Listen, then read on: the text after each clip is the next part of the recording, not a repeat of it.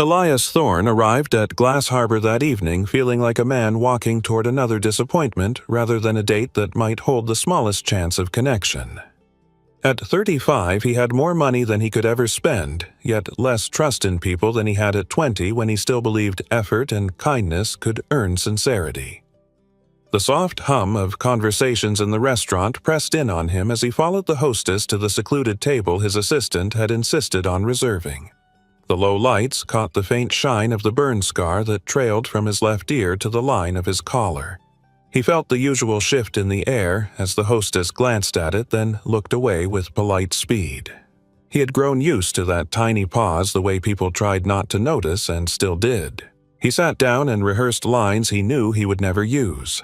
Compliments he could not say without sounding insincere stories he would never tell again because vulnerability had cost him too much. He traced the rim of his water glass as he waited and reminded himself that he had agreed to this meeting only because his closest friend had insisted he try one more time.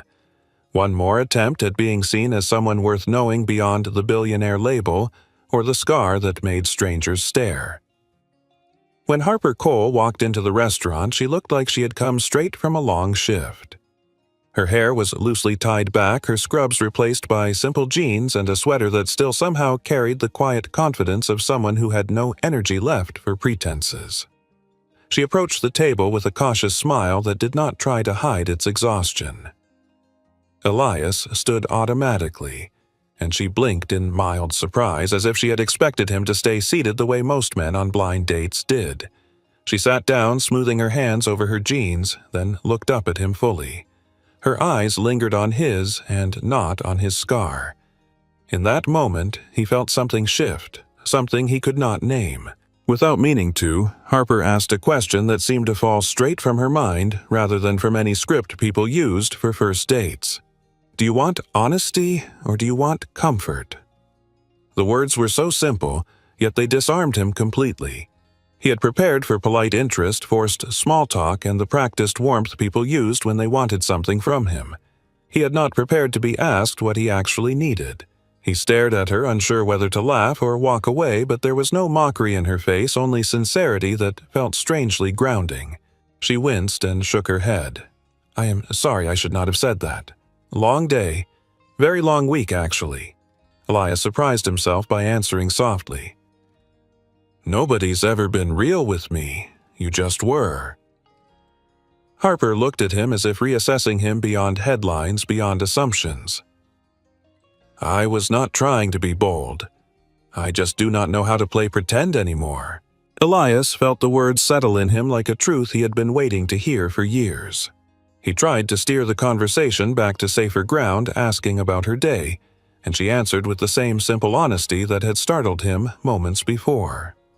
She told him she worked 2 jobs, one as a rehabilitation nurse and one at a small cafe to make ends meet while raising her 6-year-old daughter, Maddie. She did not speak with bitterness, only with the steadiness of someone who had learned to survive reality without dressing it up. When she asked about his work, he kept it brief, refusing to let the conversation turn into a recitation of his accomplishments. Instead, he mentioned the field he was in, rebuilding infrastructure for communities affected by disasters. She nodded thoughtfully rather than impressed. For the first time in years, Elias felt himself unclench. He noticed the tired curve of her shoulders, the way she sipped water as if reminding herself to stay awake, and the way she looked him in the eye without flinching. She was not dazzled or intimidated. She was simply present. When the waiter came, Harper ordered a modest meal, and Elias followed her lead, resisting the urge to overcompensate. As they ate, Harper asked gentle questions, ones that did not pry, ones that felt like conversation instead of assessment. Elias found himself answering more than he intended, admitting small truths like how much he hated the attention his position brought, how strangers felt entitled to judge his face, and how rare it was to sit across from someone who did not treat him like an object of curiosity. Harper listened without pity, and when he paused, she asked quietly, "Does it still hurt?" Elias felt his breath catch. She was the first person in years to ask the question without fear, disgust, or intrusive interest. Just care. Sometimes, he admitted, but not in the way people think. She nodded, as if she understood more than his words revealed. For the first time, Elias felt the evening was not a performance, not a routine, not another failure waiting to happen, but something fragile and unexpected slowly forming between two tired souls who did not want to be judged. And when the check came, Harper reached for her wallet instinctively, and Elias felt something warm break open in him. He did not let her pay, but the gesture mattered. As they left the restaurant, Harper paused at the door, studying his face with a gentle focus that made him feel startlingly seen. "I hope tonight was not too heavy," she said softly. He shook his head. Tonight was honest, and that is rare. She smiled faintly and walked with him toward the exit, quietly waiting. Harper Cole stepped onto the cool evening sidewalk with the lingering weight of the strange, unexpected honesty between them pressing against her ribs like a reminder she had not asked for. She walked beside Elias in silence for a moment, letting the city lights fill the space between them while her mind replayed the question she had asked without thinking. Does it still hurt? She had not meant to be intrusive. She had simply spoken the way she always did when something felt human and unpolished and real. And Elias had not run. Instead, he walked with the careful, steady steps of someone who had spent years measuring every reaction from others and still somehow chose to stay. She glanced at him as they waited for the crossing signal, and in the glow of the red light she saw it again, the long-healed burn scar following the curve of his jaw disappearing beneath his collar. It was not grotesque, and it was not frightening. It was simply evidence of survival, and yet she could tell he had been treated like it defined him more than anything he had achieved. When the light turned green, Harper stepped forward and felt him walk beside her, keeping pace as if afraid she might slip away into the night if he left too much space between them. She took a breath, steadying herself before she spoke. "You do not have to tell me if you do not want to. I should not have asked about the scar."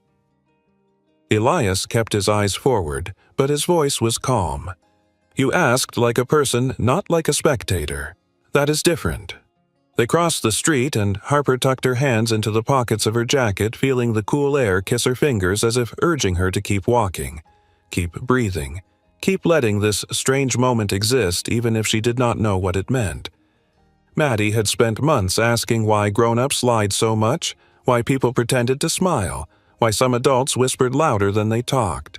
Harper had never known how to answer except to say, "People get scared, and when they are scared, they hide."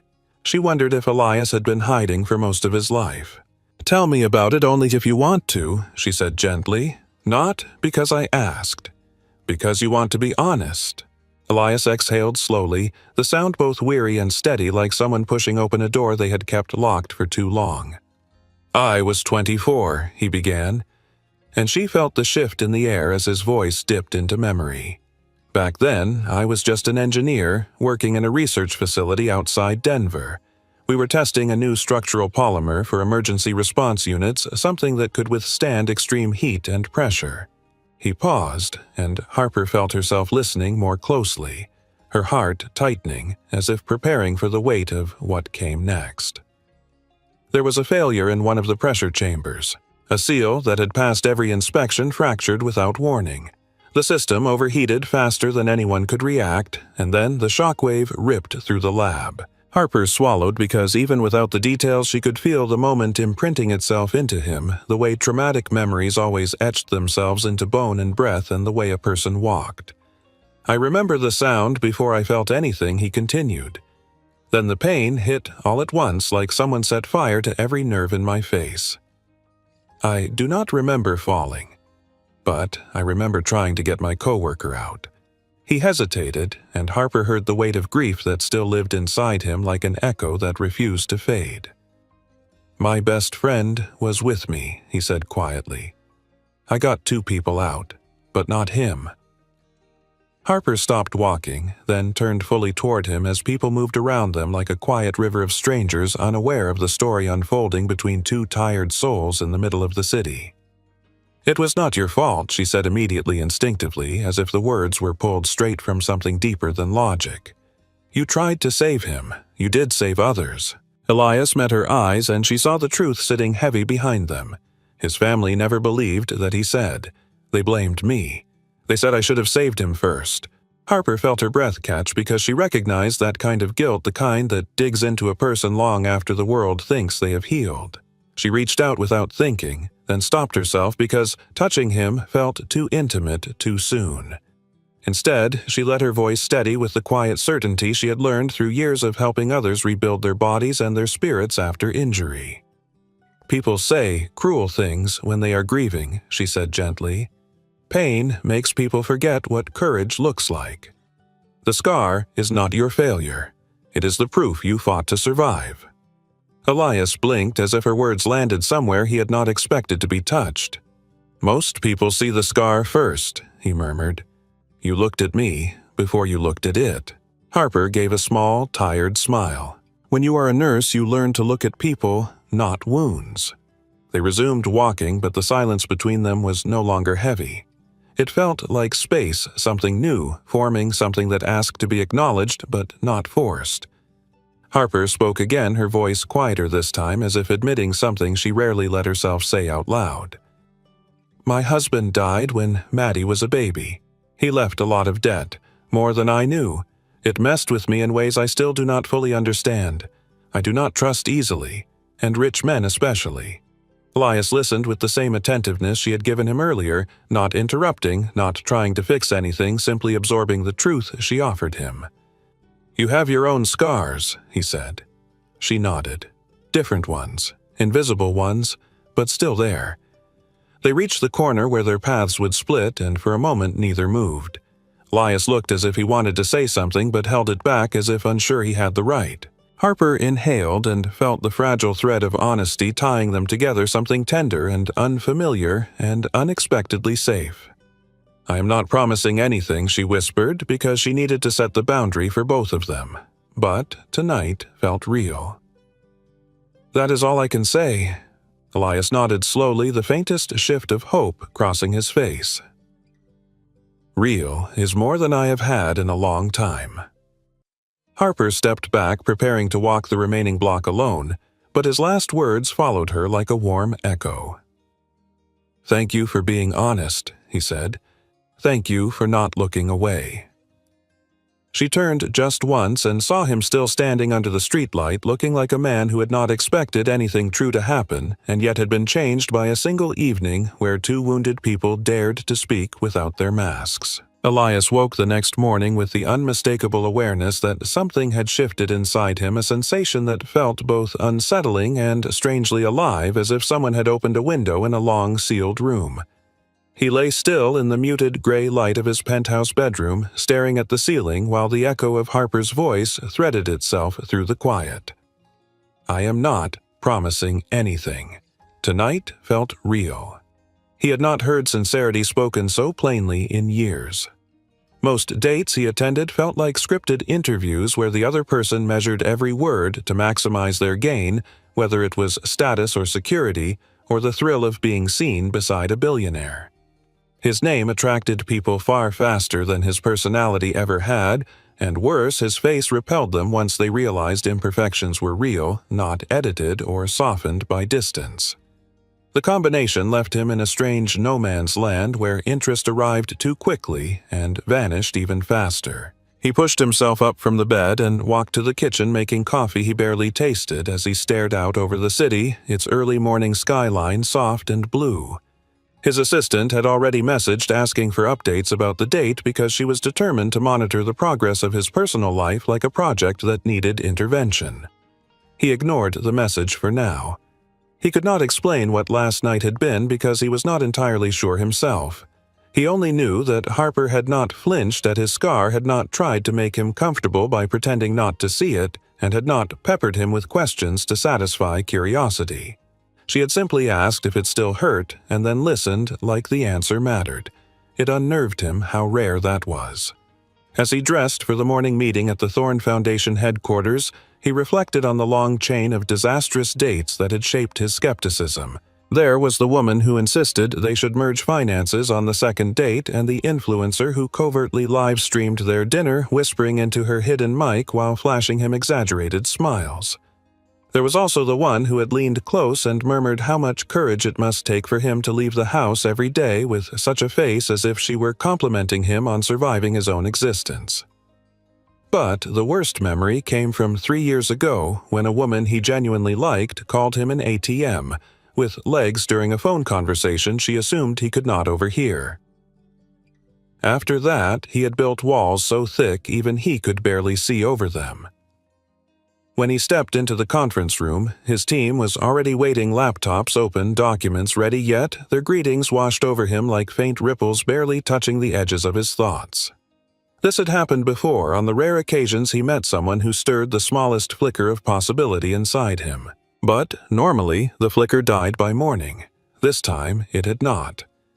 During the meeting, he tried to concentrate as they discussed the upcoming project in Louisiana, where his company would rebuild emergency structures damaged by recent storms. The plan mattered to him profoundly because he understood what it meant to create safety where destruction had left its mark. But today, even the passion he usually carried felt thin compared to the weight of Harper's honesty echoing in his mind. Hours later, when the meeting ended, his assistant Lena appeared in the doorway with a look he had come to recognize as pointed curiosity. "How did the date go? Should I plan for a second one?" She asked this with the enthusiasm of someone hoping to win a bet. Elias hesitated, then answered carefully. It was different. Lena blinked. Good different or bad different? Elias considered the question, then shook his head slightly. Honest different.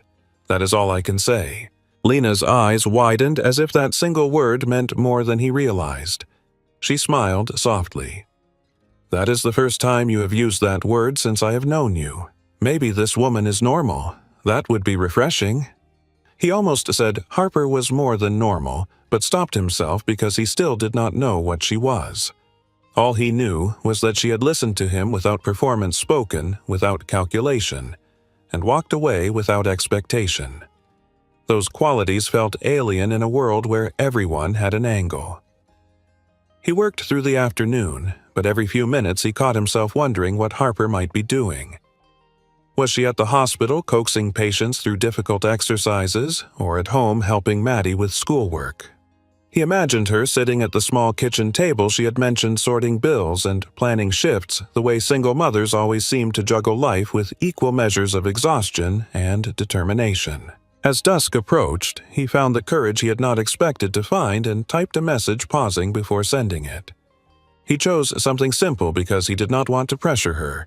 Yet, he wanted her to know she had stayed on his mind. I hope your day was not as heavy as last night sounded. Thank you again for the honesty. He stared at the screen for several seconds before hitting send, then almost immediately regretted it. He feared sounding too eager or too grateful or too affected. He feared that she would misinterpret his interest as desperation. But when her reply came half an hour later, all his worries dissolved into something warm and quiet.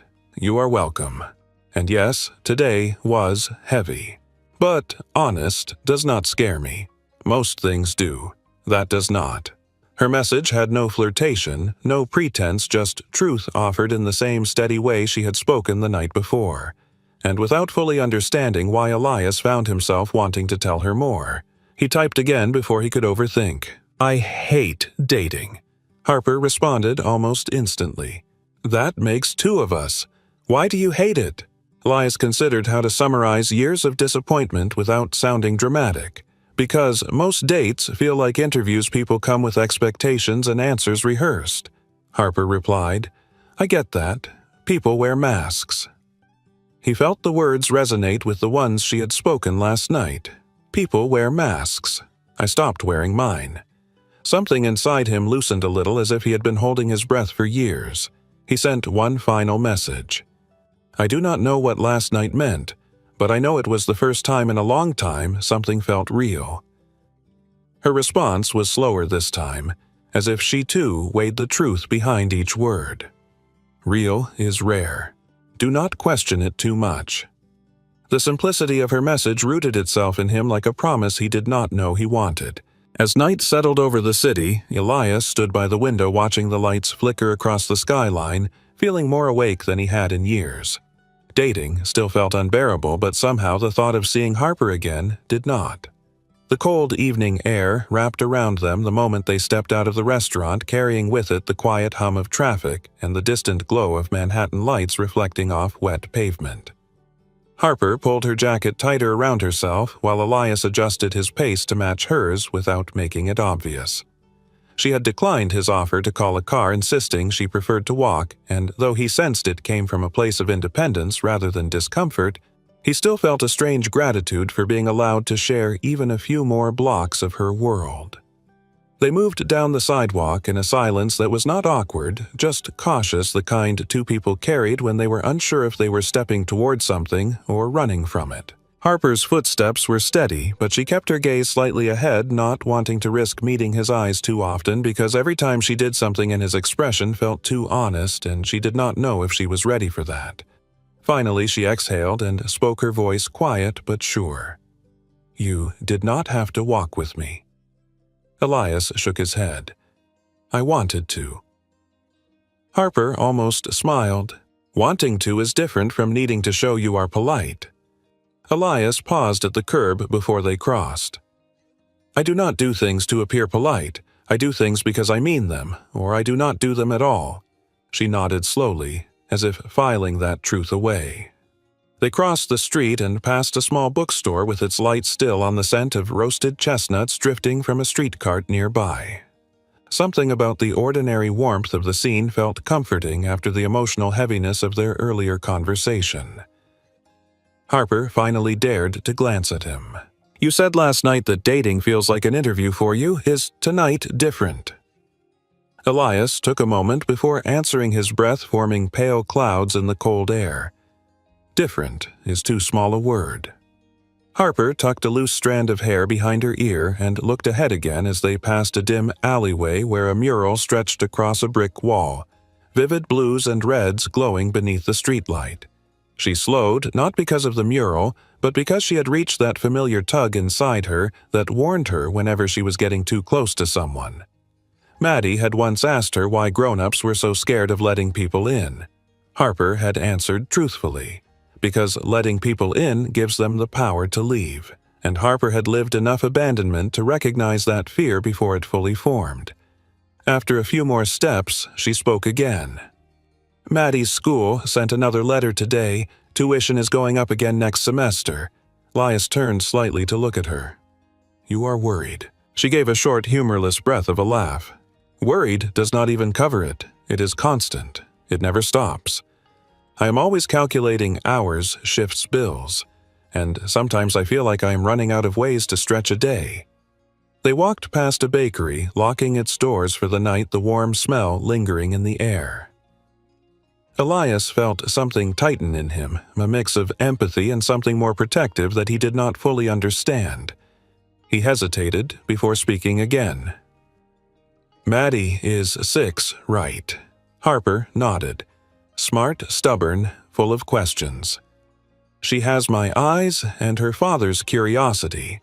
He died when she was a baby, but she still asks about him sometimes." Her voice softened, then steadied. "I try my best, but sometimes I do not know if my best is enough." Elias slowed slightly, giving her space to breathe. "You are doing more than enough. I can see that even after only one night." Harper let out a breath she had been holding, surprised by how much those words meant coming from someone who barely knew her. But then again, maybe what mattered was not how long he had known her, but how sincerely he had been listening. A group of people walked past them, laughing loudly. A couple glanced at Elias's scar, then quickly averted their eyes. Harper saw the flicker of tension in his jaw, and without thinking, she moved a little closer to him, almost like a subtle shield. Elias noticed. "You do not have to do that." Harper frowned lightly. "Do what?" "Step closer when people look too long." She looked directly at him, her voice steady. "I did not even notice I did it. Maybe it is a habit from work. When patients feel stared at, you stand between them and the world for as long as they need." Elias absorbed that quietly feeling, something shift warm and fragile in his chest. They turned onto a quieter street, now lined with small apartment buildings and trees whose branches shook gently in the cold wind. Harper broke the silence first. "Why me?" She asked it softly, as if afraid the question might be misunderstood. "Why walk with me? Why be this open with me?" Elias stopped walking for a moment. Harper stopped too and faced him, their breaths mingling in the cold air. Elias looked at her not with intensity, but with quiet truth. "Because you looked at me like I was human. Everyone else looks at the scar first, the company, second the money, third. You looked at me. Just me." Harper felt something inside her chest crack open slightly, not in a painful way, but in the way a wound breaks before it begins to heal. She swallowed and forced herself to take a small step back because closeness was both comforting and frightening.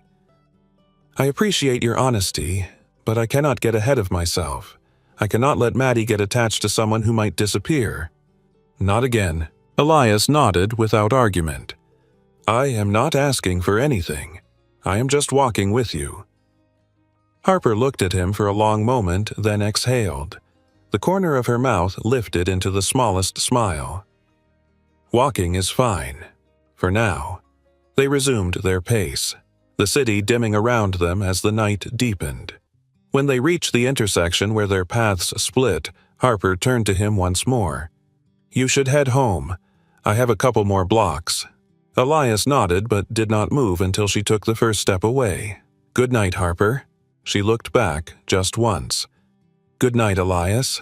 And then she walked into the quiet of her neighborhood with a feeling she did not expect to carry home. Something like warmth. Something like the beginning of something real. Harper pushed open the creaky door to her apartment building with her shoulder balancing the take-home leftovers the restaurant staff insisted she bring, and the weight of a night that felt strangely heavier and lighter at the same time. The hallway smelled faintly of old carpet and laundry detergent, familiar in the way that made her both grateful for stability and exhausted by its limits. When she reached her door, she could already hear Maddie humming softly on the other side, a tune she always sang when she was building something with her blocks. Harper unlocked the door and stepped inside. Maddie popped up from behind the tiny living room table with a grin that made her eyes shine. "Mommy, you're home. Did the man show up?" Harper froze only a split second before composing herself. "Yes, he showed up."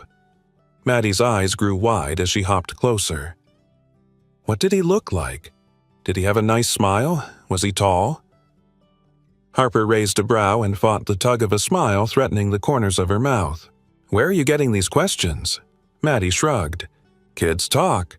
Some of my classmates say their moms go on dates, and dates have rules. Rule 1 is the man should be tall." Harper laughed despite herself. "Who made that rule?" "A girl named Lauren. She said her mom said it." Harper knelt to help Maddie pick up the toys scattered around the floor. "Well, Lauren's mom has her own rules, and no, I do not think height is the most important thing." Maddie leaned closer, lowering her voice conspiratorially. "Did he have a scar?" Harper blinked. "How did you know about that?" Maddie shrugged again with the uncanny wisdom 6-year-olds sometimes carried. "You said he got hurt in a fire once, and you sounded sad like when you talk about Daddy." Harper's chest tightened softly. She nodded. "Yes, he has a scar. Does it look scary?" Harper thought of the way Elias had held himself stiffly when people stared, the quick flicker of pain he tried to hide. "Not scary," she answered. "Just real." Maddie accepted this easily, then lifted her arms. "Up, please." Harper scooped her into her arms, and Maddie rested her head against Harper's shoulder with a sigh. "You look happy, Mommy." Harper froze. "I do." Maddie nodded against her shoulder. "You look like when you watched the sunrise on the balcony, like something made you warm." Harper swallowed hard and held Maddie closer. "It is complicated, baby. Grown-up things usually are." Maddie pulled back and studied her face. "But you are smiling." Harper did not argue because arguing would be lying, and Harper had spent too much of her life telling herself half-truths in order to survive. She set Maddie down and helped her into pajamas while Maddie talked about school, about a drawing she made about a girl who refused to share crayons. When she finally settled Maddie into bed, the little girl looked up at her with sleepy eyes. "Will you see him again?" Harper brushed a strand of hair from her daughter's forehead. Maybe? Maddie blinked with childlike certainty. I think you should. Harper kissed her forehead. Go to sleep, sweetheart. Once Maddie drifted off, Harper stepped quietly back into the living room. The apartment felt still. The city noise muffled by old windows, and for the first time in a long time, Harper let herself sit without rushing to the next task.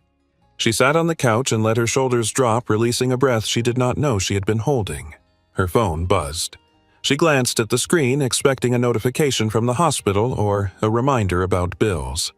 Instead, it was a message from Elias. She hesitated before opening it, steadying her breath. I hope your day was not as heavy as last night sounded. Thank you again for the honesty. Harper stared at the message for a long time, letting the words sink into her. There was no pressure in his tone, no expectation, no attempt to charm his way into her life. Just acknowledgement, respect, gratitude. She reread the message, feeling something quiet stir inside her, then typed slowly. You are welcome, and yes, today was heavy, but honest does not scare me. Most things do, that does not. She hit send before she could overthink it. The 3 blinking dots appeared almost immediately, and she felt a sudden rush of nerves she did not expect. Then his reply arrived. I hate dating. Harper blinked, then laughed softly at the bluntness of it. She typed back without pausing. That makes 2 of us. Why do you hate it? This time the dots took longer, because most dates feel like interviews. People come with expectations and answers rehearsed. Harper thought about that the way he said it with a mixture of weariness and sincerity. I get that, she replied. People wear masks. The dots returned quickly. You said last night you stopped wearing yours. Harper leaned back into the couch, staring up at the ceiling. She typed slowly because she meant what she said. I stopped because masks got heavy, and they never protected me from the things I feared anyway. The phone was silent for a moment. Then his next message arrived. Real is rare. Do not question it too much. Something in her chest tightened. She let the silence linger between them before answering. I will not question it if you will not. She waited. A soft chime. Deal. She stared at the single word longer than she should have and finally placed the phone on her lap, letting the warmth of the moment settle into her bones. She felt the edges of a smile form, the kind that crept in without permission, the kind that had nothing to do with hope, but everything to do with recognition. Something had shifted tonight. Something she had not expected and was not sure she was ready for, but she could not deny the truth. She was smiling, and she had not done that for someone in a very long time. Elias stood outside the small cafe on West 82nd Street, feeling more out of place than he had in years, the soft glow of the hanging lights above the windows casting a warm yellow hue across the sidewalk. The cafe was tiny compared to the restaurants he usually attended, its brick walls slightly chipped, its chalkboard sign smudged by earlier drizzle, its door handle worn by countless hands.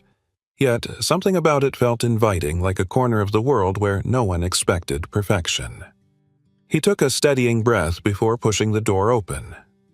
The warm air carried scents of cinnamon espresso and vanilla syrup, blending into a comfort he had not realized he craved. People looked up at him as he entered, and he felt the familiar prickle of awareness, the silent shift when strangers noticed the scar along his face. Some stared a second too long before turning away. Others looked, then offered polite half-smiles more curious than cruel. He braced himself out of habit, shoulders, tightening jaw settling into the same reserved line he wore whenever he stepped into public spaces. And then Harper appeared from behind the counter. She wore a dark apron over a simple long-sleeve shirt, her hair tied up loosely, a few strands falling around her face. When she saw him, her expression shifted from mild surprise to something softer, something that eased the tension inside him more effectively than any polite gesture from strangers ever could. Her presence cut through the noise as if the room had dimmed around her. "You came," she said quietly, walking toward him. "I did?" He tried not to sound nervous. "I hope that is not a problem." Harper shook her head. Not a problem, just unexpected. She motioned toward an empty table near the window, a simple wooden corner that overlooked the street. Elias sat down while she resumed wiping the counter, though she glanced at him every so often as if making sure he had not changed his mind about being there. The cafe was busier than he anticipated. A trio of students typed noisily on laptops near the back. An older couple shared a slice of pie, and a man in paint-splattered jeans read a novel with headphones on. Ordinary people in an ordinary place. Elias watched them quietly and realized he envied them for the simplicity of their evening. Here, no one cared about shareholders or the price of steel contracts or leaked photos or corporate rivals waiting for weakness. Life here was small and real and safe in a way his world rarely allowed. Harper approached with 2 drinks. "I did not know what you like, so I brought both.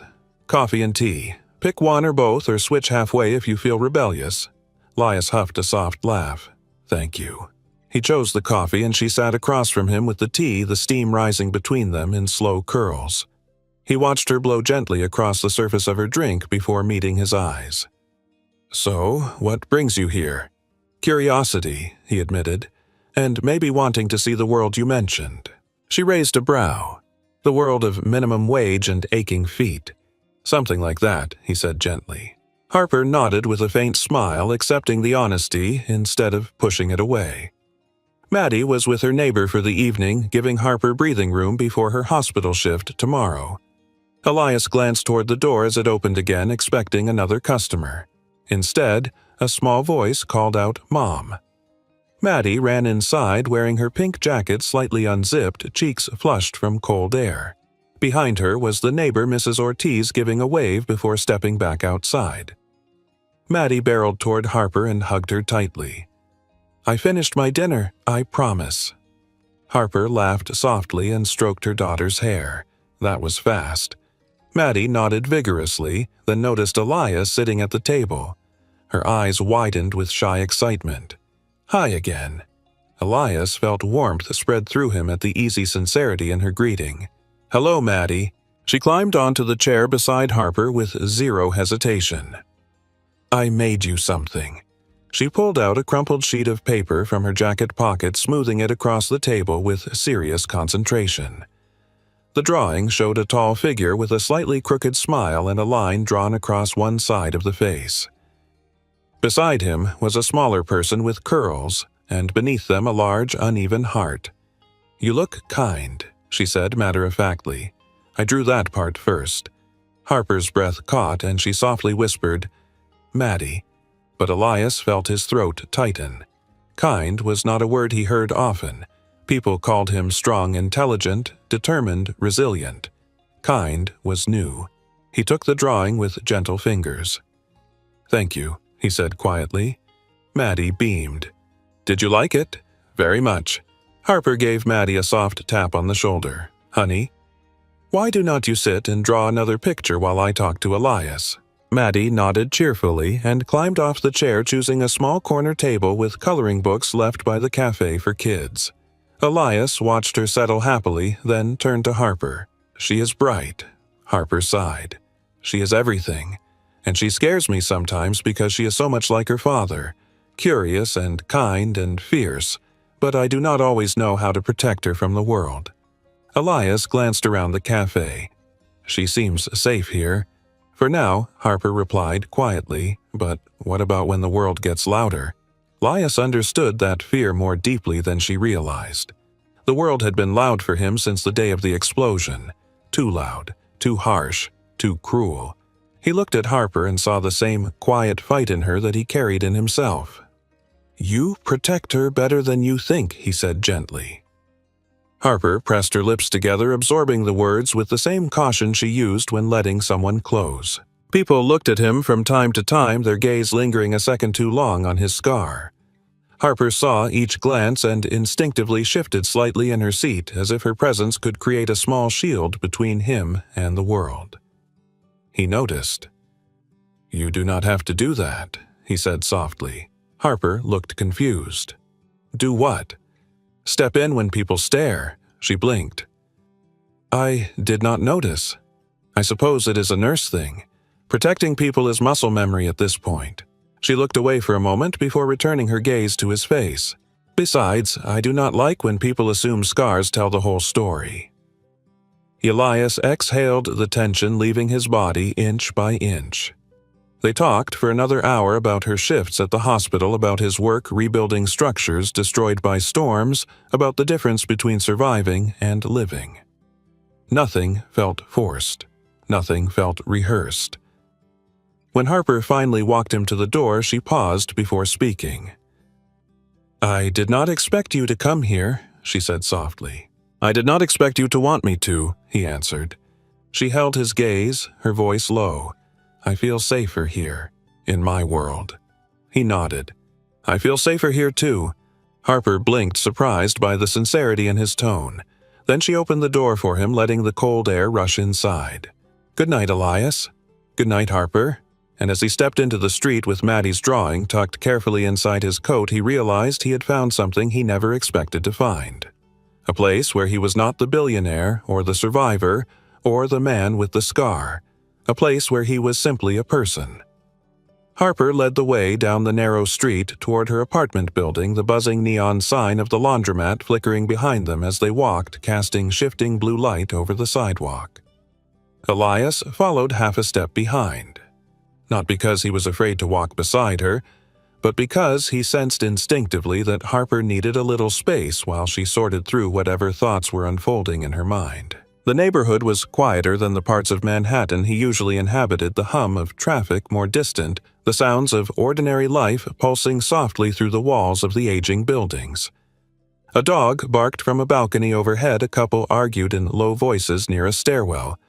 A toddler somewhere inside the building squealed with laughter. Everything felt lived in imperfect real. Harper stopped beside the rusted railing of her building's front steps and glanced back at him. Her expression conflicted, as if she was deciding whether to let him see beyond this point of her world. "You do not have to walk me all the way in," she said, her voice gentle but guarded. Elias nodded. "I know, but I wanted to walk you this far." Harper gave a small exhale, neither annoyed nor relieved, simply thoughtful. She sat on the bottom step and motioned for him to sit if he wanted. Elias lowered himself beside her, feeling the cold metal of the railing press lightly against his back. The street lamp above them buzzed softly. Harper's breath clouded the air. For a moment, neither spoke. Then, Harper's fingers curled into the edge of her jacket as she said quietly, "I did not grow up with much. My mom worked double shifts. I learned early how to heat ramen without burning it, and I learned even earlier that sometimes people leave even when they say they will not." Elias listened, watching her face illuminated by the street lamp's muted glow. She looked tired but strong, her voice steady even when the words trembled with memory. When Maddie's father got sick with worry about work and everything else he changed, she continued. Not in an evil way, just tired. Tired enough to make bad decisions, a lot of debt, a lot of fear. By the time Maddie was born, we were drowning, and then he died. Her voice caught just slightly, but she pressed on. I have been running ever since. Running from bills. Running from memories. Running from letting anyone in, because if they leave, I am the one Maddie will look at with questions. Elias wanted to offer comfort, but he sensed she was not finished. She shifted on the step, pulling her knees closer. And every time someone offers help, I panic because I do not know if it is real or if it is something I will end up paying for later. Elias stared at the pavement for a long second before speaking. I understand that more than you know. Harper glanced at him. Do you? Elias nodded slowly. People look at me and think money solves everything, but money cannot make someone stay because they care. It can buy attention, sure, but not sincerity. It can buy company, but not connection. And it definitely cannot erase the moments when you realize someone liked an idea of you instead of the person sitting right in front of them. Harper softened at that. The moment she first saw him in the cafe flashed in her mind the instant their eyes met, and she noticed the man before the scar. She inhaled. Does it get lonely? Elias considered the question, surprised by its directness, yet grateful for it. Yes, he said honestly. Most days it is just noise around me. Not actual closeness. Not trust. just noise. She looked down at her hands. That is why tonight scares me. Elias turned slightly toward her. Why? Because I felt something, she whispered. And I do not like when feelings sneak up on me without warning. I have worked too hard to keep my world stable for Maddie. If I let you into that world, and something goes wrong, she is the one who breaks, not me. Elias felt the weight of her words land in his chest. He admired her honesty, even though it carved a quiet ache inside him. I do not want to cause trouble for you or Maddie, he said. Harper shook her head quickly. You are not trouble. That is the part that scares me. You make things feel easier, safe even, and I do not trust easy things. Nothing in my life has ever been easy. Elias looked at her with a calm sincerity that made the cold air feel suddenly warmer. I am not trying to make anything easy, or fast, or anything you are not ready for. I am just trying to be here. That is all. Harper pressed her lips together, the corner of her mouth trembling as if she were fighting the urge to believe him. Then she added softly, And what about you? What scares you? Elias hesitated only for a breath. People stay as long as I am useful, he said. As long as I can solve a problem or wear the mask they expect. I am scared of someone seeing beyond all that and deciding I am not enough. Harper looked at him fully then, and the world around them seemed to fade slightly into the background.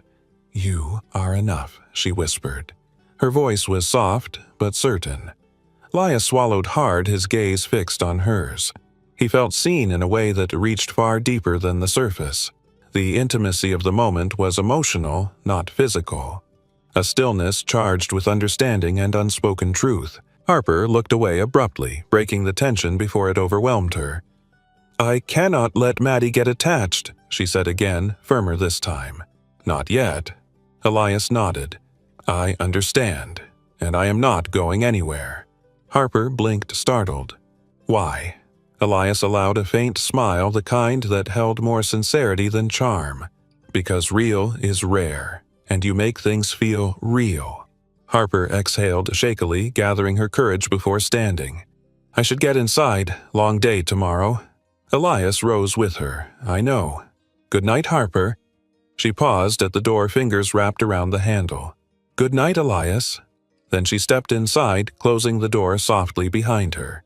Elias remained on the step for several seconds, letting the quiet night settle around him with the faint, lingering warmth of her presence beside him. In her world, he was not the billionaire, or the scar, or the name printed on magazines.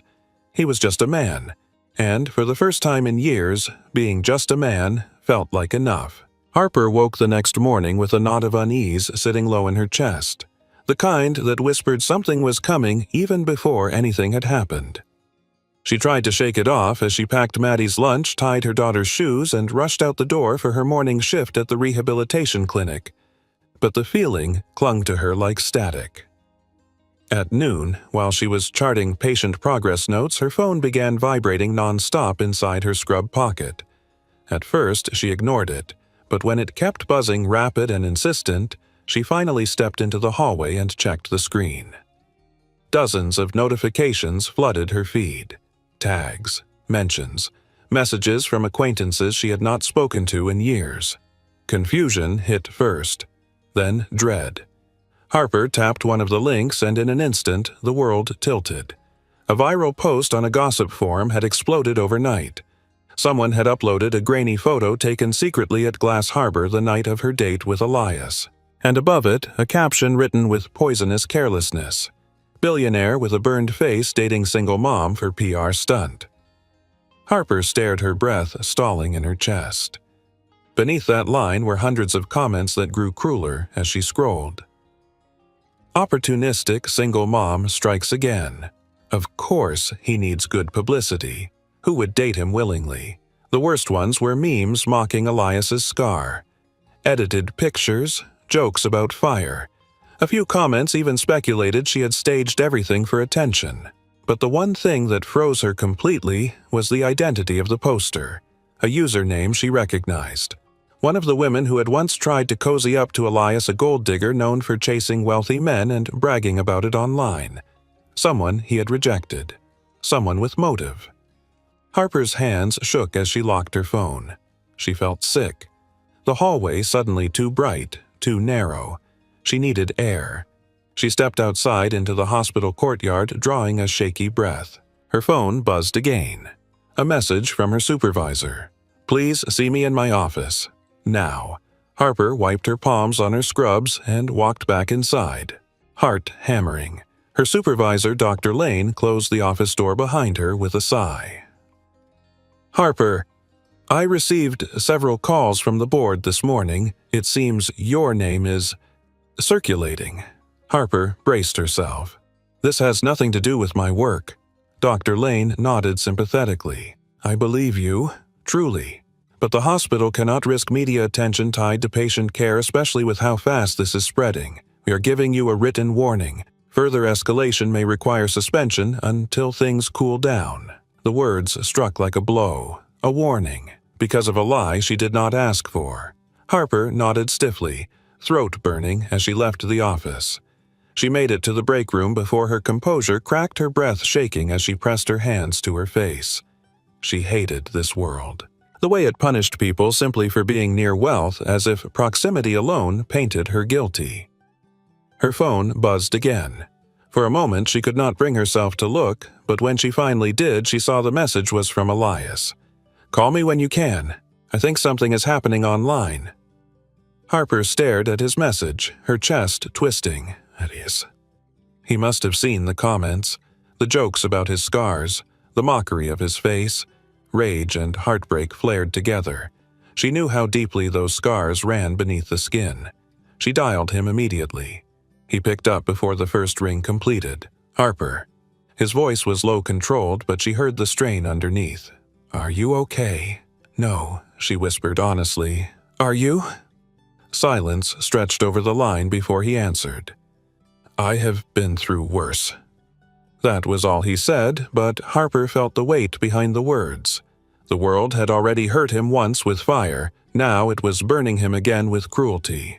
Harper found herself leaning against the break room counter as if her knees might give out. "Elias, I am so sorry. You did nothing wrong." "Neither did you," he said quietly, and his voice tightened.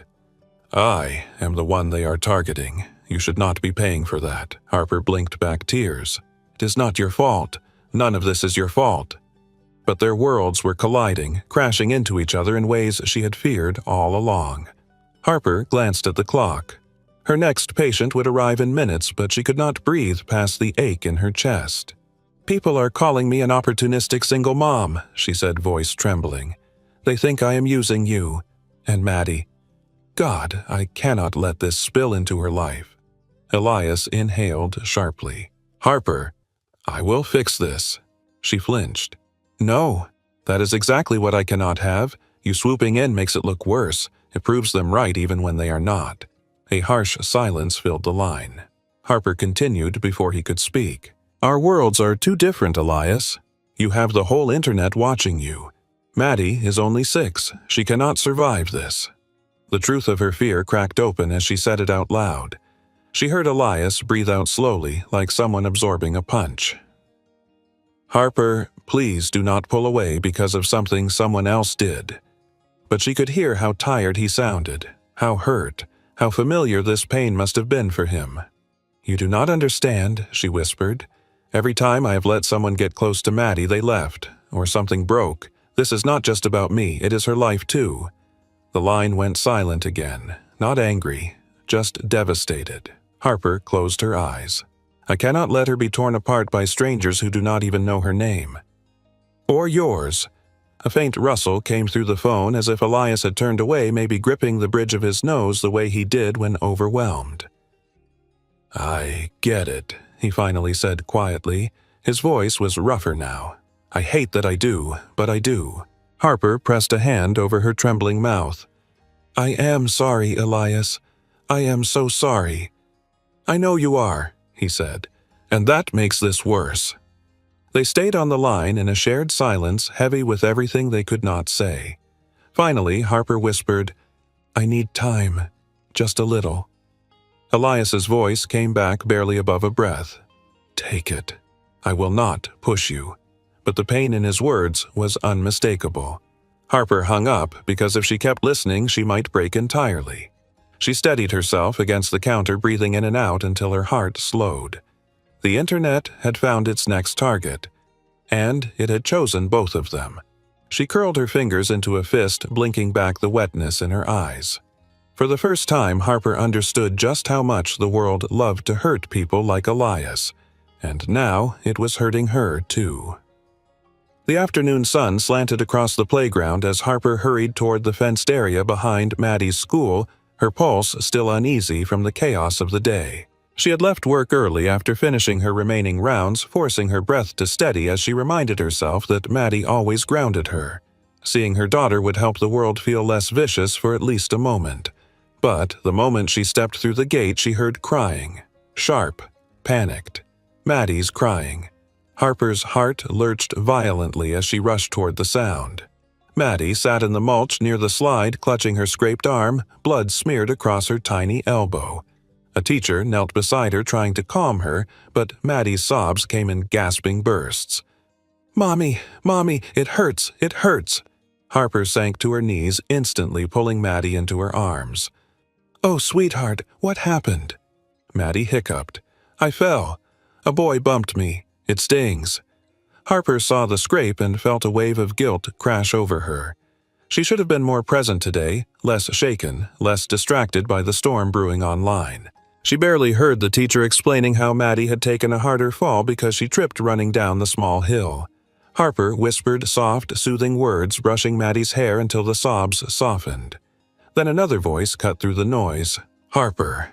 Harper froze, because she knew that voice. She looked up. Elias stood just outside the playground gate, breathing slightly fast like he had run to get there.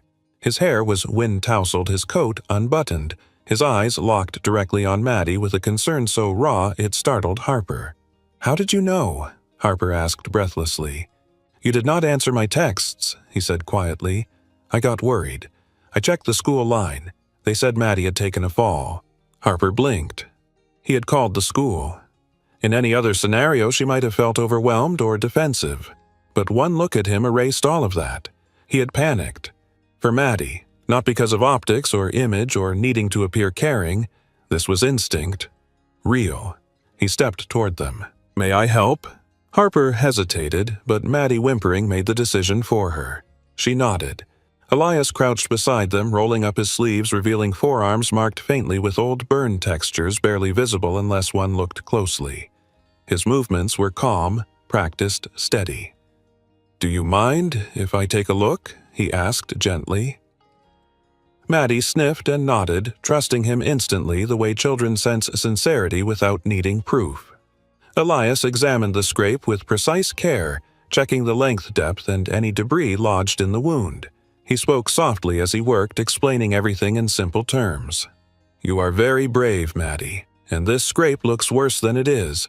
It is going to sting for a minute, but I promise you will be okay." Maddie's breathing steadied at the sound of his voice. Harper watched, silently mesmerized by how gentle he was, how attuned, how patient. He cleaned the wound using the small first aid kit he always carried, a habit he explained once because fire teaches you never to be unprepared. He avoided making Maddie flinch, distracting her with quiet reassurances. When he placed the bandage, he pressed it lightly, smoothing the edges so it would not peel. "There," he murmured, "all done." Maddie blinked at her newly covered elbow, then surprised everyone by reaching out and hugging him tightly. "Thank you. You made it not scary." Elias froze for half a breath as if unsure whether he was allowed to receive the affection, then slowly hugged her back, carefully, mindful of her arm. "I am really glad," he whispered. Harper felt something tighten inside her chest, something almost painful with how deeply it landed. When Maddie let go, Harper found her voice. "Thank you." She whispered it, but the gratitude in her tone was fuller than she expected. Elias straightened, brushing playground mulch from his knees. "I had to come." Harper exhaled shakily. "You did not have to. Not really." He looked at her, and the vulnerability in his expression caught her completely off guard. "But I wanted to." Harper swallowed every instinct telling her to keep distance. She looked down at Maddie, who was now wiping her eyes, looking between them. "Mommy, is he staying for dinner?" Harper blinked. "Sweetheart, he might have plans." Elias shook his head. "I do not." Maddie smiled wide and took his hand with a familiarity that would have terrified Harper a day ago. But at that moment, it just felt right. Harper said softly, "We should get back home." Elias nodded. "I will walk with you." The walk was quiet but not tense. The kind of quiet filled with unspoken reflection. Harper kept glancing at Elias, noting how he walked slightly behind Maddie, letting her lead her little hand swinging comfortably in his. When they reached the apartment lobby, Maddie ran ahead to the elevator, leaving Harper and Elias by the entrance. "You did not have to run here," she said again, voice gentler, more open. His eyes met hers. "You were upset this morning, and when I heard Maddie was hurt, I needed to be here." Harper's chest tightened. "You were calm. So calm. Most people panic." Elias looked away for a moment. "When you have survived what I survived, it changes how you respond to fear." Harper inhaled. "Elias," she began, voice trembling slightly. "The things online, they were cruel. About you, about me, about your scars." He nodded once, jaw tightening. "It is not new, but it still hurts." Harper stepped closer, lowering her voice. "When I saw the post, I was furious. Not embarrassed, not ashamed, angry, because you did not deserve that, and because Maddie. She should not see the world treat someone kind like that." Elias looked almost startled by her words, his expression softening. "Harper, I know you said our worlds are too different, but moments like today remind me that maybe difference does not have to mean impossible." Harper wanted to believe that. She wanted to lean into the warmth he offered, but fear still lingered. Still, she whispered one truth she could not hide. "When you helped her, I saw who you are. Not the billionaire. Not the man with a public image. Just you." Elias's breath caught subtly. And was that enough? Harper looked him in the eyes. It was more than enough. Maddie yelled from the elevator, "Come on, slowpokes!" Elias let out a startled laugh, the first real one of the day. Harper felt something ease inside her. Something small but powerful. Something real. And for the first time since the internet decided to tear their lives open, she felt a spark of hope flicker. Maybe real care meant not running from the storm. Maybe it meant choosing who you wanted beside you when it hit. The air outside the apartment felt different that night, quieter in a way that made Harper second-guess whether she should have agreed to what Elias asked. But she found herself walking beside him anyway, her steps matching his in a rhythm both careful and drawn by something neither wanted to name yet. Maddie had fallen asleep on the couch after dinner, her small body curled around her stuffed fox, leaving Harper and Elias in that suspended moment between goodbye and something deeper. When Elias asked softly if she could step out for a walk, Harper hesitated only a breath before grabbing her coat. Now they walked in silence through the dimly lit street, passing the worn brick buildings and the glow of storefronts closing for the night. Harper finally spoke. "You said you wanted to show me something."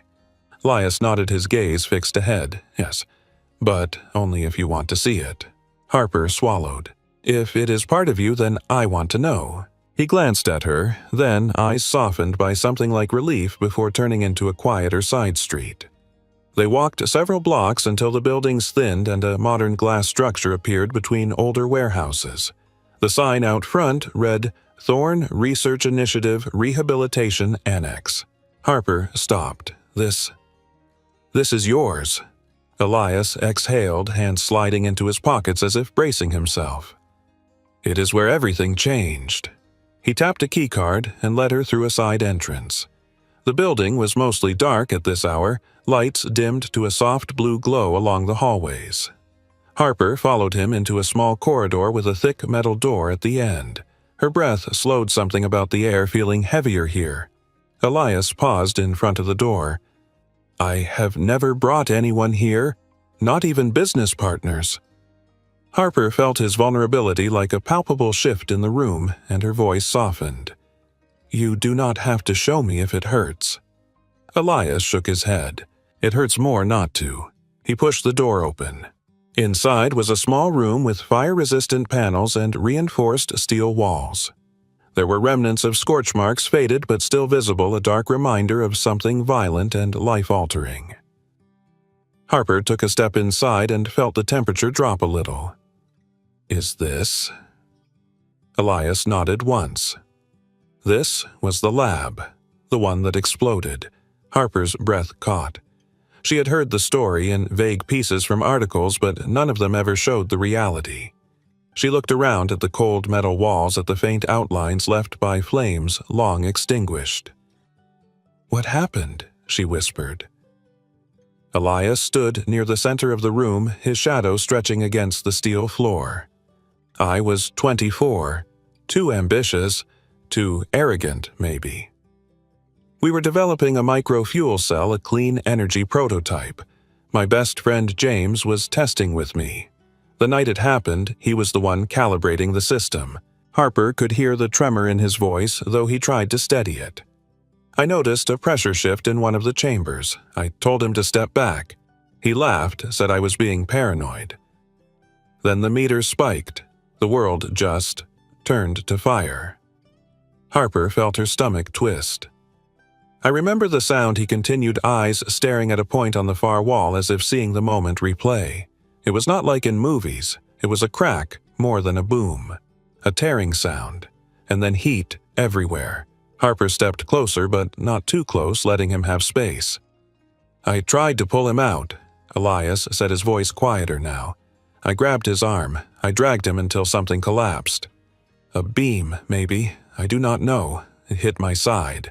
I could not move. The fire rolled over us. Harper covered her mouth, just barely stopping a gasp. Elias swallowed hard. They told me later that I had dragged him far enough that they could reach him. But James, he inhaled too much smoke before they got there. He did not make it." Harper felt tears sting her eyes at the rawness in his voice. Elias lifted a hand, subconsciously brushing the fingers along the faint raised line near his jaw. "I got the scars. He got the blame lifted from me. His family never forgave me. They said I should have saved him, or that I should have died too." Harper stepped closer until she was standing beside him. Elias's breath hitched almost imperceptibly. "I lived," he whispered, "and for years I thought maybe I was not meant to." Harper reached out slowly, gently, placing her hand near his, not touching yet, waiting for him to decide. Elias turned toward her fully for the first time since they entered the room, something raw trembling in his eyes. Harper whispered, "Elias, look at me." He did, and she finally said the truth she had been holding since the first night they met. "Your scars do not tell the story of who you failed to save. They tell the story of who you tried to save." Elias's breath left him in a shaky exhale, and Harper finally closed the distance, letting her fingers rest lightly against his jaw, tracing the ridges of the scar with the soft reverence of someone recognizing pain, not judging it. Elias closed his eyes at the contact, as if the touch reached something deeper than skin. Harper's voice softened. "You did not leave him. You stayed until the fire took everything. That is not failure. That is love." Elias opened his eyes again, and they were glassy with emotions he had never let surface around anyone. "I have carried this for 11 years, he said quietly, alone. Harper shook her head, her thumb brushing lightly against the edge of his scar. "You are not alone anymore. Not with this. Not with any of it." The words settled between them in a fragile, aching stillness. Elias's voice broke just slightly as he said, "I did not think anyone could see me without seeing the scars first." Harper looked at him fully, her voice steady. "I saw them. I just did not stop there." Elias inhaled deeply, almost gratefully, the tightness in his shoulders easing as if the room itself finally loosened its grip on him. Harper stepped closer until the warmth between their bodies chased the cold metal air away.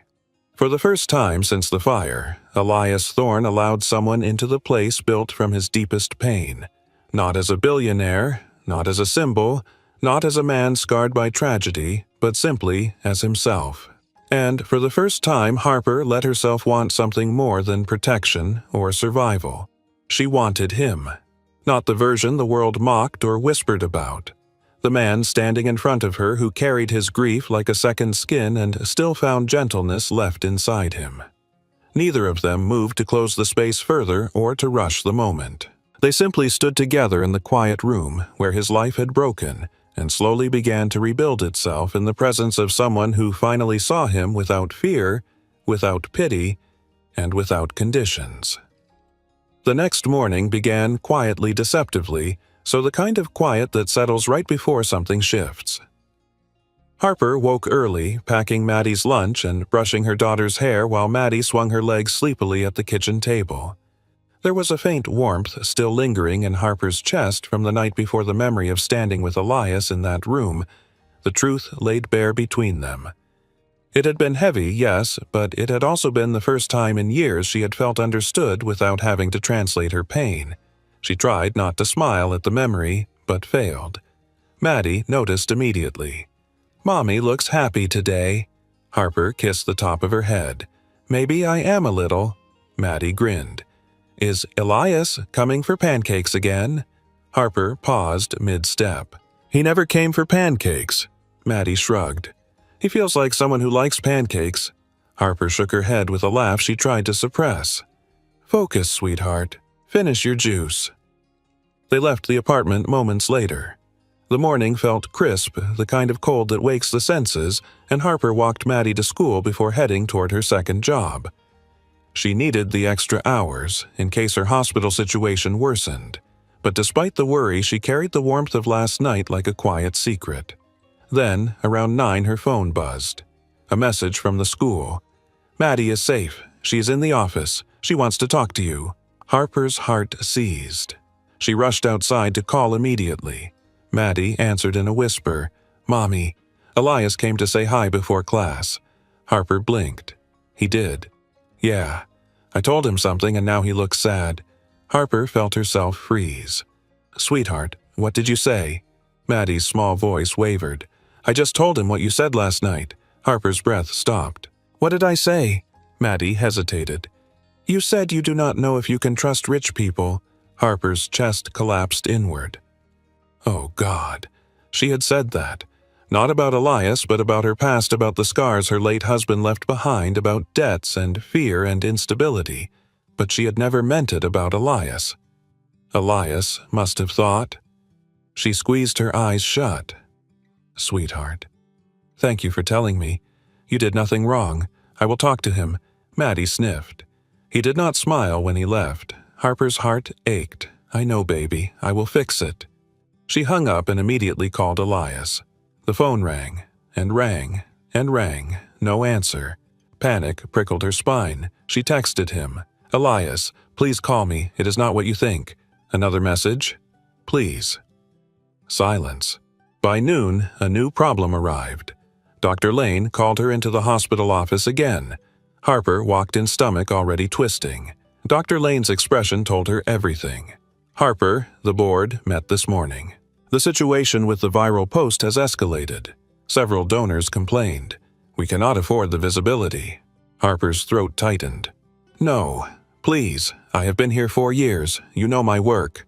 Dr. Lane looked devastated. "I tried. I truly did. But the decision is made. Effective today, your employment is suspended pending review." The words crashed hard, knocking the air from her lungs. Suspended. Suspended meant income gone, health care gone, stability gone. And all because of a lie she did not create a world she did not choose to step into. Harper felt tears burning. "I did nothing wrong." "I know," Dr. Lane whispered. "I am so sorry, Harper. Please gather your things." Harper left the office in a daze, moving like someone underwater. Her scrubs suddenly felt too tight, too suffocating as she walked down the hallway. She reached the locker room, opened her locker, stared at the contents, and felt her entire world tilt. She had worked her way out of debt, out of panic, out of being dismissed and forgotten. And now, a rumor tied to a man she barely allowed herself to want was taking everything from her. Her phone buzzed, a notification, a trending tweet. An internal company whistleblower account claiming an unnamed billionaire was manipulating a single mom for PR correction. The thread hinted at Elias, and hinted at her. Harper slammed the locker shut. She needed air. But the moment she stepped outside the hospital doors, someone was waiting. A man in a pressed suit leaning against a black sedan. She recognized him instantly. Travis Beckett, one of the senior directors at Thorne Industries. A man who had once tried to undermine Elias during a project meeting Harper overheard accidentally in the cafe next to her shift. A man whose ego bruised easily. He pushed off the car with a smug smile. "You must be Harper Cole." She stiffened. "What do you want?" Travis straightened his tie, pretending politeness. "I wanted to offer you some advice. You might want to distance yourself from Elias. The media heat is getting worse, and some of us believe he is unstable." Harper's stomach twisted with disgust. She stepped closer, anger sharpening her voice. "You spread the rumor." Travis smirked like he enjoyed the recognition. "People talk. I amplify. It is nothing personal." Harper's fists curled. "It is very personal." Travis shrugged. "My only suggestion is to walk away before your life is dragged down any further. You cannot protect your daughter from this." He got back in the car, the window rolling up as he gave her one final triumphant look before driving off. Harper stood, frozen breaths coming fast. Everything was spiraling. Her job gone. Her reputation cracking. The wrong people mocking Elias's scars. And now, the man most determined to destroy Elias professionally had used her to strike him personally. She pressed both palms to her forehead, trying to steady herself, whispering, "Please, no, no, no," under her breath. When she finally pulled her hands down, her phone vibrated again. A text from Elias. 3 words. "I need space." Harper's breath hitched like someone had punched her. She typed back immediately. "Elias, please." It was a misunderstanding. "Maddie repeated something I said years ago. Not now. Please believe me." The bubbles appeared, then disappeared, appeared again, then vanished completely. Harper sank onto the cold concrete steps outside the hospital, her vision blurring. She felt everything slipping through her fingers at once. Her job, her safety, her connection with Elias, her ability to shield Maddie. And none of it had come from malice. Not from her, not from Elias, just from a world determined to weaponize their pain. Harper's whisper cracked into the empty air. "Being with you cost me my job." She hated the words even as she said them because they were not fair, not true in the way they sounded. But in that moment, grief clouded everything. A few people passing by glanced at her, but no one stopped. Harper pressed a hand over her shaking mouth. Elias, somewhere alone, believed she did not trust him, and she believed she had just lost everything. The misunderstanding was perfect, and perfectly heartbreaking. Harper stood outside her apartment building, breathing in the cold air that stung her lungs, trying to keep herself from unraveling completely. The city moved around her in its usual rhythm, but everything inside her felt suspended, brittle, seconds away from shattering. She knew she could not let things end in misunderstanding. Not with everything they had already survived. Not with the truth still unsaid between them. She squared her shoulders, wiped her face, and called an Uber before she could second-guess herself. By the time she reached Elias's building, her nerves pulsed like electricity, her hands shaking as she stepped through the glass doors. The lobby attendant recognized her from earlier visits and simply nodded her through without question. It felt strange to walk into a world she feared she was losing. When the elevator opened onto Elias's private floor, Harper stepped out slowly, her breath catching at the sight of him standing at the far end of the hallway. He looked like he had been waiting, pacing, maybe shoulders tight, hair slightly mussed as if he had been running a hand through it over and over. When he turned, his eyes locked onto hers, and the hurt there almost made her turn back. But she didn't. She walked toward him. He exhaled, long and shaky. "Harper." His voice was quiet, guarded. She swallowed, stopping just a few feet from him. "We need to talk." He nodded once, stepping aside so she could enter his penthouse. The place felt colder than usual, not in temperature but in atmosphere, as if the misunderstanding between them filled the space like a draft.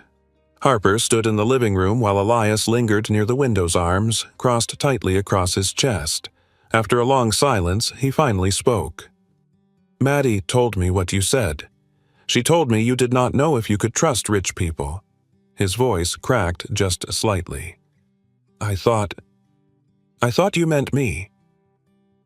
Harper felt the ache twist deeper. "I did say those words, but not about you." Her voice trembled as she continued. "When my husband died, he left behind debts and lies and fear. I spent years trying to untangle my life from the shadow of one man's mistakes. I told myself, never again. Never trust anybody whose world can swallow yours. Never let a man with money dictate your survival." Elias's jaw tightened. "And that is what you think I am capable of?" Harper stepped forward. "No, not anymore, but back then I thought it about everyone with money. Not you." Elias looked down at his hands. "But Maddie said it, and kids do not usually mix up small details like that." Harper inhaled sharply.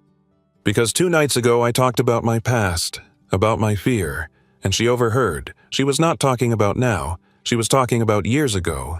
Elias stayed silent. Harper closed her eyes briefly before forcing herself to speak the words she had been avoiding. "I am sorry you thought I doubted you. I should have told you that my fear was about losing myself again, not about you hurting me." Elias's voice came out low. "But you pulled away. You told me you needed time." Harper shook her head fiercely. "I needed time because I was drowning, not because I did not trust you. My job was slipping, the internet was after us, and Maddie—" She fought tears. "I was terrified, not of you, of losing everything again." Elias swallowed hard, turning toward her fully now. "Harper." But she raised a hand, steadying her breath as she forced herself to tell the truth she had buried beneath fear. "I came to tell you one more thing, something I should have said the moment everything began falling apart." Elias waited. Harper whispered, "I never blamed you. For the rumors, for the gossip, even for showing up in my life in a way I did not expect. You did not cost me my job. Travis did. The internet did. A system that does not protect people like me did." Elias's eyes flickered with pain, but also something softer, something that recognized her honesty as the olive branch it was. Harper continued, her voice trembling. "When I said being with you cost me my job, I was hurting. I was scared. And I said something that was not fair." Elias's breath hitched. "I never wanted to make your life harder." Harper shook her head. "You did not. You made things better. That is why it scared me so much." Elias stared at her for a long beat. Then, softly, almost reluctantly, he said, "There is something I need to tell you too." Harper tensed. Elias took a breath like he was preparing for impact. "I paid Maddie's school tuition." Harper felt her heart stop. The world narrowed to that one sentence. "You... what?" Her voice was barely a whisper. Elias stepped closer, his expression raw, pleading. "I know it sounds bad. I know you will think I overstepped, but listen to me before you decide anything." Harper felt her pulse throbbing in her ears, but she nodded. Elias continued, his voice steady, even as his eyes glistened. "The day Maddie fell in the playground, she told me her school might not let her into the enrichment program next year because funding for her spot was uncertain. And I remembered what it felt like to lose opportunities because someone decided you were not worth the investment. I could not stand the thought of her being punished for something out of her control, or yours." Harper blinked back tears as he went on. "I was going to tell you, that night. But then the rumors hit, and you were overwhelmed, and I did not want you thinking I was trying to buy your trust, or your affection." Harper took a shaky breath. "Why did you do it?" Elias's voice dropped to something painfully honest. "Because Maddie deserves a future that is more stable than the one you were forced to build alone. And you deserve someone who stands beside you, not above you." Harper's throat tightened. She whispered, "Elias, I am not angry because you helped. I am scared because no one has ever helped me without expecting something in return." Elias shook his head firmly. "I expect nothing. I just wanted her to have a chance." Harper felt the walls around her heart tremble not from fear, but from finally being understood. Tears filled her eyes as she stepped closer. "I am sorry I doubted myself. And us. And you." Elias matched her step, his own voice breaking. "And I am sorry I pulled away before asking for the truth." They stood inches apart, exhaustion and vulnerability woven between them. Harper finally exhaled the words she had been holding tight for weeks. "I do not want distance, I just want honesty. Yours and mine." Elias's gaze softened completely. "Then, honesty is all you will get from me." She reached for his hand slowly as if deciding whether she was allowed. He met her halfway, fingers intertwined. Not lovers, not yet, but no longer running, no longer afraid of the truth that bound them. They stood in the quiet penthouse, letting the world fall away as they chose something simple and profoundly rare: trust. 1 year later, the morning sun washed softly through the wide glass windows of the new rehabilitation center, illuminating the name etched across the wall in clean, understated letters: the Maddie Cole Burn Recovery and Resilience Center. Harper stood at the entrance, smoothing the collar of her blazer with a mixture of nerves and disbelief, watching families file in for the grand opening. It felt surreal standing here, not as an employee scrambling between shifts, not as a woman barely surviving each paycheck, but as the director of a place built from pain, rebuilt in truth, and funded quietly and respectfully by the man who had never once asked for recognition.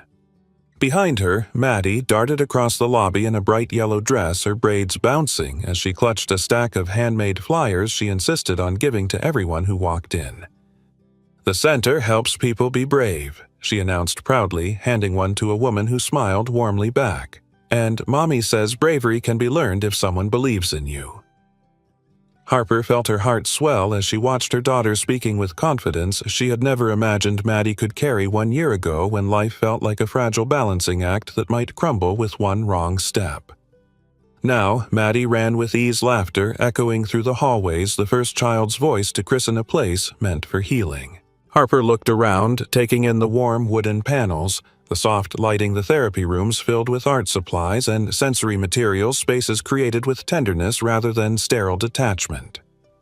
Everything about this place had intention behind it, the intention to rebuild lives without shame, without fear, and without the loneliness both she and Elias once knew too well. Speaking of which, she felt him before she saw him. Elias stepped into the lobby from the side entrance, adjusting the cuff of his shirt, his suit, charcoal gray, elegant but understated. The faint scar along his jaw caught the morning light, softened now by time and by the acceptance he had learned to give himself. He scanned the room until his eyes found hers, and Harper felt that same quiet spark flicker inside her, the one from their first night at Glass Harbor, the one that had surprised her by its honesty and its depth. He walked toward her, each step steady, familiar.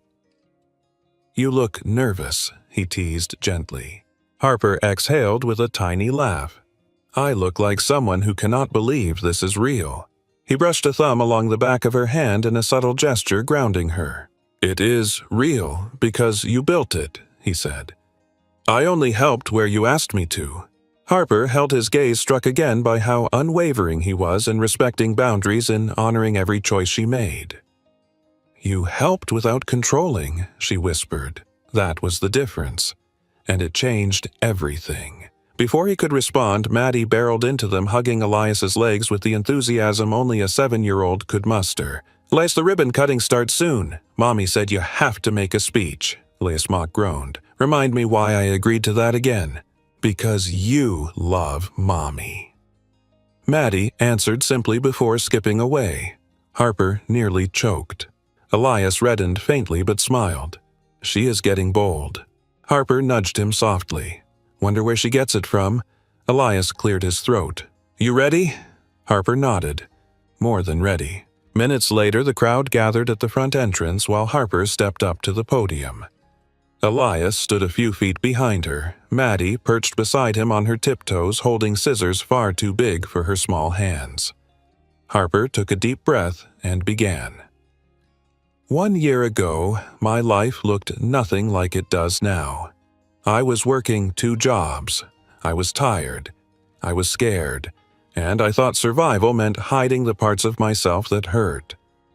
She scanned the room of survivors, families, supporters, and board members.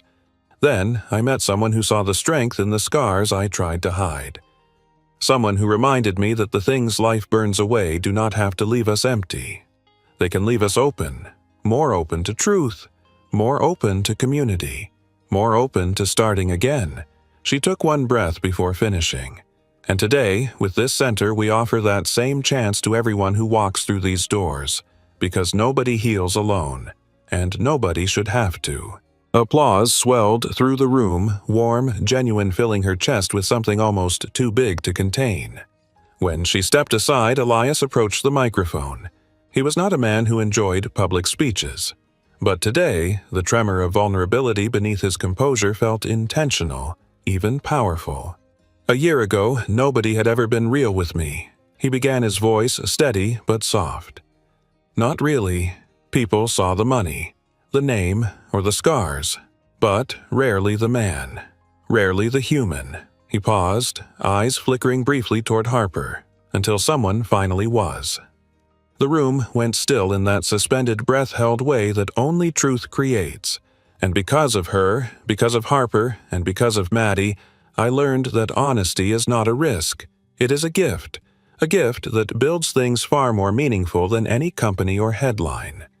This center exists because of that, because truth builds, because bravery heals, and because compassion transforms. Maddie squeezed his hand proudly as he stepped away from the mic. Harper felt her eyes sting, though she blinked the tears back the moment too beautiful to blur. Then came the ribbon cutting. Harper held one side, Elias held the other, and Maddie stood between them, gripping the scissors with both hands. "On 3, Elias said. Harper nodded. Maddie shouted, 1, 2, 3, and the ribbon snapped cleanly. The crowd erupted in cheers. Cameras clicked. People clapped. And there, in the middle of it all, Maddie looked up at Elias with shy certainty and whispered, "Daddy."